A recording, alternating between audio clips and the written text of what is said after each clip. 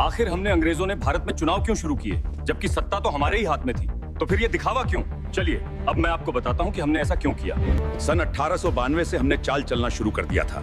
हमने भारत में अप्रत्यक्ष चुनाव लाकर दुनिया वालों को दिखाया कि हम भारत को लोकतंत्र सिखा रहे हैं। सन 1909 में मॉर्ले मिंटो के तहत हमने चुनाव जैसा सिस्टम लाया।